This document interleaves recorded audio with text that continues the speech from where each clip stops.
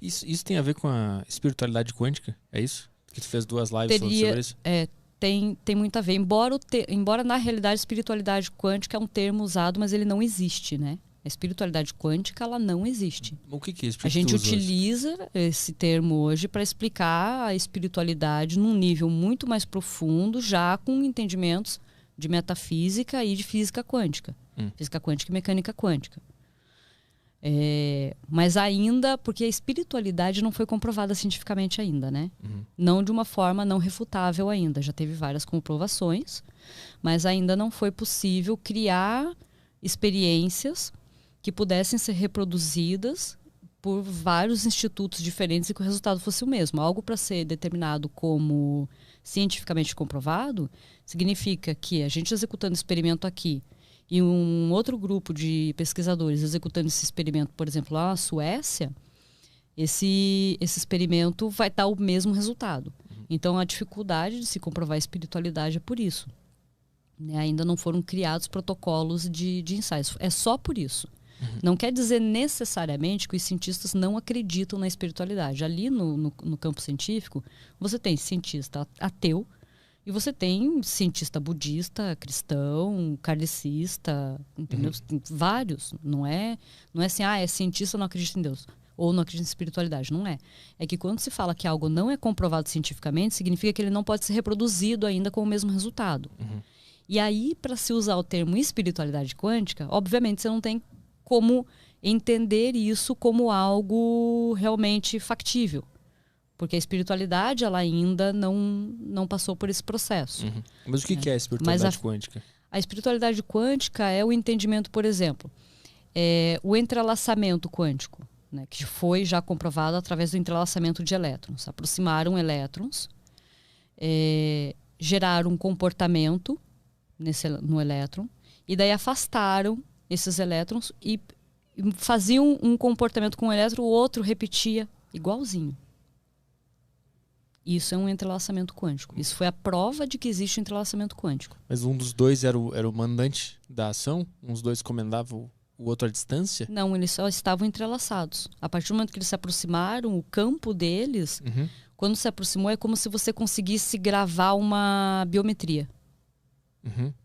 Então, quando você movimentava um, o outro também fazia o mesmo movimento e vice-versa. E quando então era o mesmo não tinha um mestre e servo ali. Entendi. Entendeu? Cara.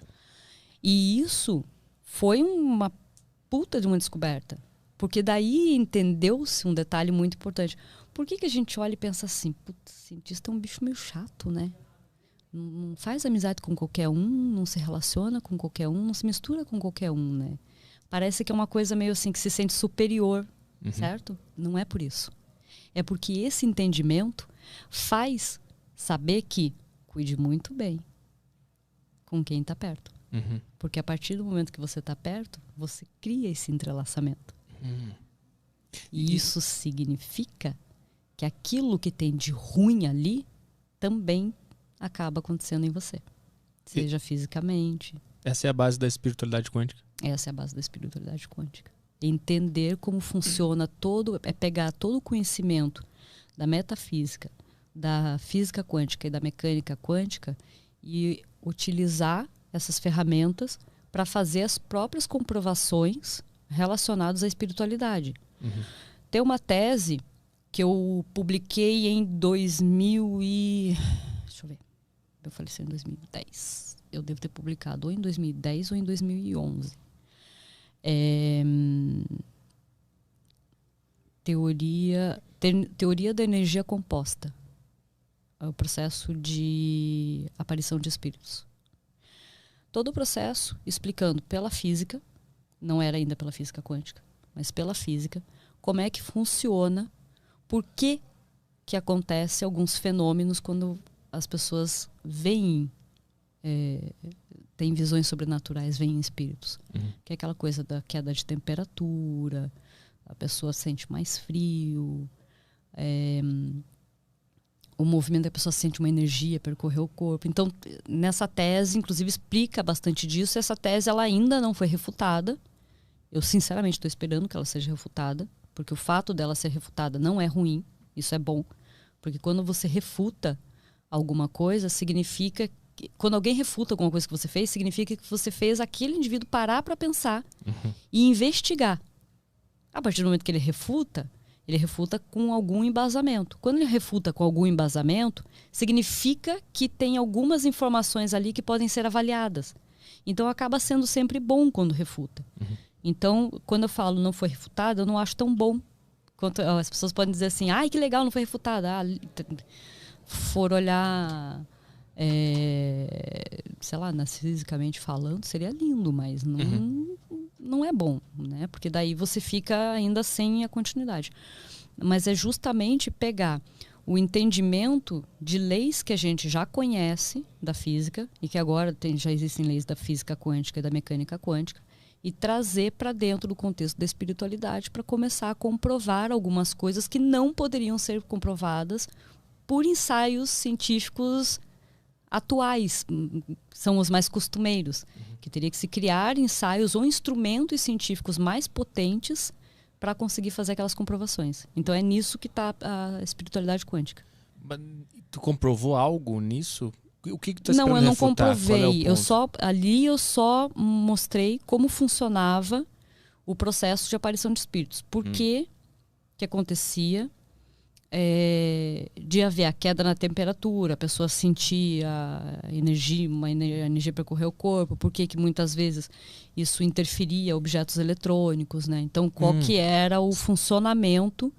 Porque quando você está falando de uma aparição, você tem uma coisa que vai muito além disso. A gente tem que parar para pensar que, primeiro, o nosso cérebro ele é um só, o meu, o teu, dele é tudo igual.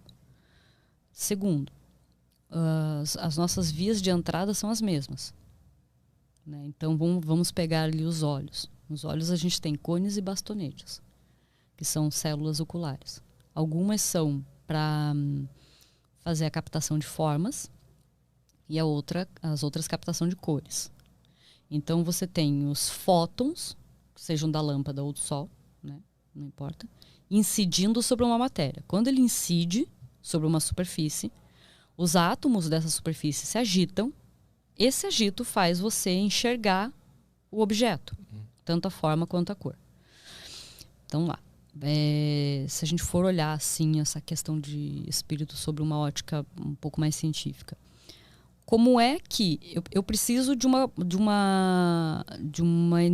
agrupamento de energia muito grande para poder excitar esses sensores oculares meus a ponto de eu conseguir enxergar aquela imagem. Se você está falando de um espírito, ele está fora do corpo. É uma lógica. Então, não tem o elemento principal, né? Que é a junção, aquele agrupamento de átomos. Lembrando que átomos formam moléculas, moléculas formam células e células formam organismos. Então, a gente é um amontoado de átomos.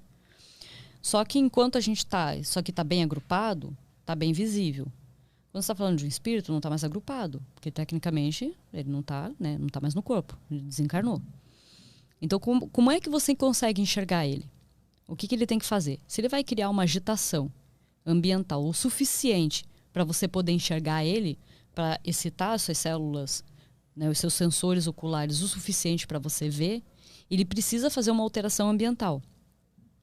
Porque para ele agitar uma quantidade de átomos para isso, o que o agito de átomos faz? Explode, né? Explosão. Você não pode ficar colocando um átomo em ressonância. Você quebrar ele nem em sonho também, né? Se você quebrar ele em sonho, você sabe, a bomba atômica é justamente o processo de fissão. Então você não pode causar isso. Qual que é o jeito? Diminuindo a temperatura. Mas aí a gente considera então que existe uma inteligência ali, ou um poder nesse espírito de baixar essa temperatura para ser visto? Sim. Mas é a vontade, né? O nosso poder é a vontade. É o maior poder que a gente tem. As pessoas não têm, normalmente elas não têm ideia do tamanho do poder que elas têm.